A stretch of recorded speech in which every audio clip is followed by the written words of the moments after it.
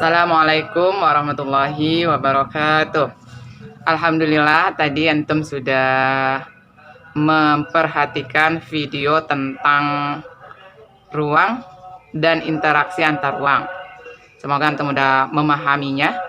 Sekarang kita lanjutkan materi kita, yaitu tentang peta dan komponen peta. Untuk memahami materi peta dan komponen peta, silakan antum saksikan video berikut dengan sebaik-baiknya. Selamat menyaksikan.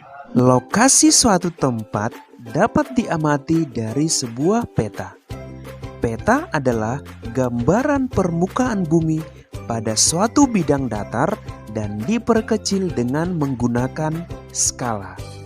Peta pertama dibuat oleh bangsa Babilonia sekitar 2300 sebelum Masehi yang digambar di tanah liat.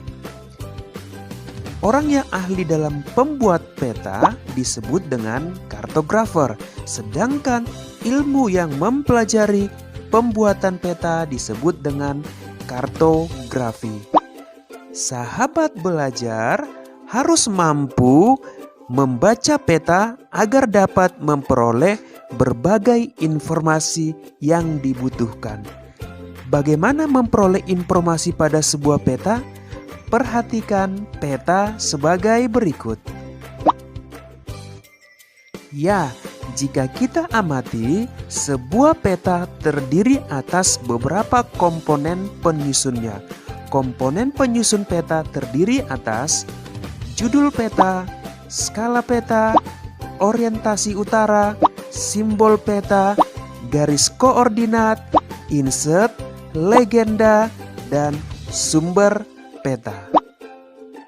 Baik, akan kita bahas satu persatu mengenai komponen peta. Yang pertama adalah judul peta. Judul peta menunjukkan isi suatu peta. Sebagai contoh, judul sebuah peta, peta penggunaan lahan di Indonesia. Maka isi dari peta tersebut adalah sebaran penggunaan lahan yang ada di Indonesia. Yang kedua, skala peta. Skala peta menunjukkan perbandingan antara jarak di peta dengan jarak sesungguhnya di lapangan. Contohnya, skala sebuah peta adalah 1:1 juta. Berarti objek yang jaraknya 1 cm di peta berbanding dengan 1 juta cm atau 1 km di lapangan. Skala peta dibedakan menjadi skala angka dan skala garis. Yang pertama, skala angka. Skala angka berwujud perbandingan angka, misalnya 1:10.000. Jika tidak disebutkan satuannya di belakang angka, berarti satuan yang digunakan adalah sentimeter. Sehingga skala angka tersebut dibaca 1 cm di peta sama dengan 10.000 cm di lapangan. Yang kedua, skala garis. Skala garis adalah skala peta yang berbentuk garis dengan ukuran tertentu. Skala garis biasanya ada dalam kolom legenda. Yang ketiga adalah orientasi utara. Biasanya sebuah peta memiliki orientasi arah utara. Bentuk orientasi ditunjukkan oleh simbol berbentuk panah dengan bentuk yang bervariasi. Yang keempat adalah simbol peta. Simbol peta adalah tanda khusus pada peta yang mewakili objek yang dipetakan.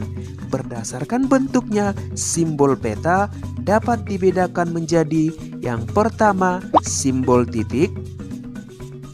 Simbol titik berupa lingkaran, bujur sangkar, segitiga, dan lainnya. Yang kedua, simbol garis.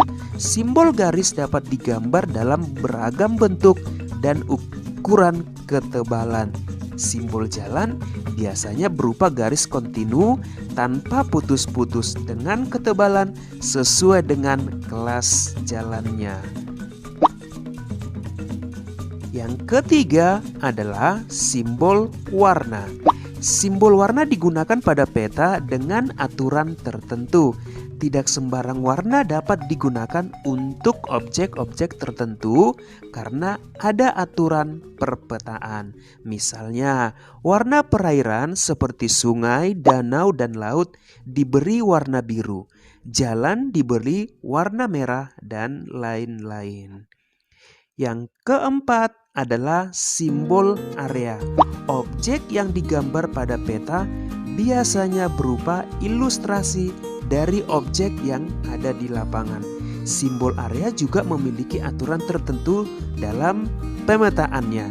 Misalnya, area berupa sawah digambarkan dalam bentuk poligon tertutup yang di dalamnya terdapat simbol tanaman padi.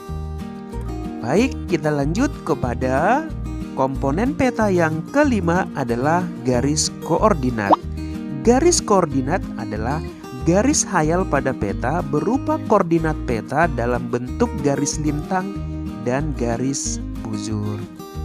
Garis koordinat sangat penting pada peta karena akan menunjukkan lokasi pada peta dibanding lokasi lainnya di permukaan bumi serta menggambarkan karakteristik suatu lokasi atau wilayah yang dipetakan. Begitu ya sahabat mengenai garis koordinat.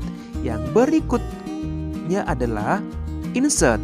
Insert merupakan peta kecil yang ada pada suatu peta untuk menunjukkan lokasi daerah yang dipetakan di antara lokasi lainnya yang lebih luas. Begitu ya sahabat mengenai komponen peta insert.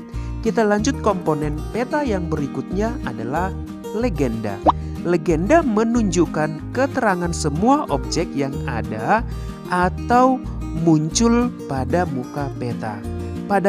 Pada legenda inilah seorang pembaca peta akan mengetahui tentang objek yang ada pada wilayah yang dipetakan. Kemudian yang berikutnya adalah sumber peta.